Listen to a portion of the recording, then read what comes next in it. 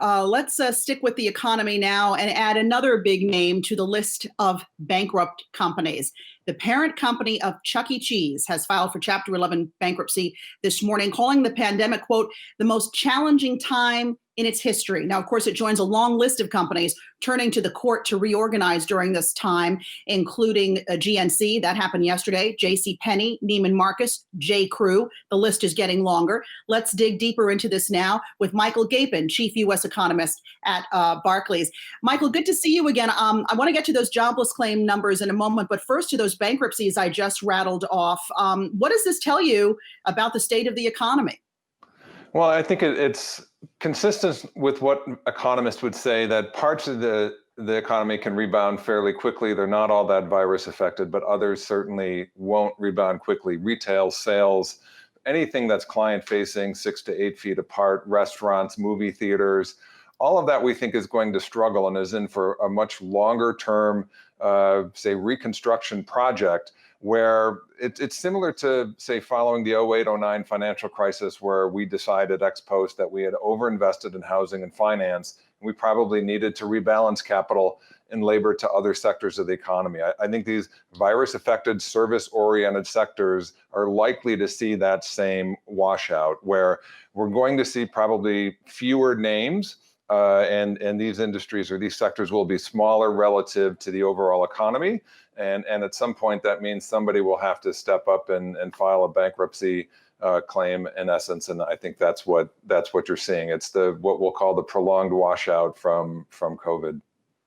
I don't think the White House sees a prolonged washout, Michael. Larry Kudlow just out now in another interview saying he still sees a V-shaped recovery, but based on what you're seeing with the spikes in coronavirus, could it actually be an upside down V, where we've seen the spike already and pretty soon we're ready to fall off the cliff again?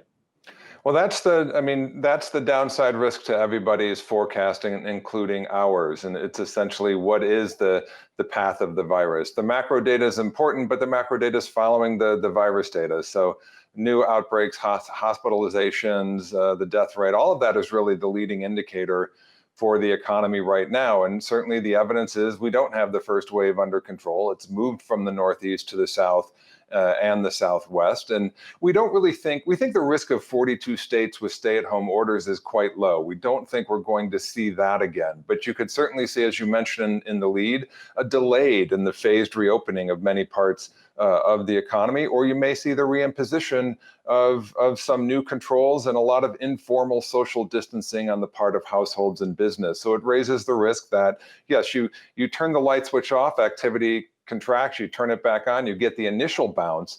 But what this suggests is the carry through, the follow through after that is much more uncertain. And I think that's what equities are reacting to today. Michael, we saw that jobless claims rise, nearly 1.5 million Americans filing for first-time unemployment benefits, larger than expected. Macy's came out this morning and said it's going to cut 3,900 management jobs because of the pandemic. Are you fearful that as we get a second wave, and we're not even calling this right now what we're experiencing with the virus a second wave, when we get that second wave of the virus, are we going to get a second wave of layoffs? Is the job market, in fact, in worse shape than a lot of us expected? It's improved by less than we would have expected. I'd say that's what we know now. I think if we take a slightly longer lens and look at the mid-June to mid-May numbers, those are roughly the mapping to the survey weeks for the employment report. Initial claims are down 1.1 million in June relative to May. The continuing claims are down 1.3 million relative to May. So that's an improvement, but it's not a lot. And in essence, I think that we need to employ probably somewhere between 8 to 10 million people between now and the end of August to extend confidence that we can generate a virtuous cycle. And I would say the jobless claims data, while they've improved, they haven't improved as much as we thought. And to your point, if there is a second round outbreak out there, that puts us at a much worse starting point, and then you risk that the unemployment rate rises again later in the year. Real quick, Michael, do we need another stimulus plan to help offset all this? We do. We think all of this suggests we need a phase 4 package to probably provide a longer bridge for the economy towards November. We are assuming about $750 billion in a phase 4 package in our baseline outlook already. We think that the jobless data warrants an extension of unemployment benefits, perhaps another round of rebate checks. We also think assistance for hospitals is needed and state and local governments. So I think absolutely. All right. Hopefully we'll see some action from the government soon. Michael Gapen, Barclays Chief U.S. Economist, thank you. Hey investors, Zach Guzman here. Are you interested in learning more about the markets and getting the latest financial news? Well, then click right here to subscribe to our Yahoo Finance YouTube channel. Get the latest up-to-the-minute market analysis, big interviews in the world of finance, and information on how to manage your money every day wherever you are.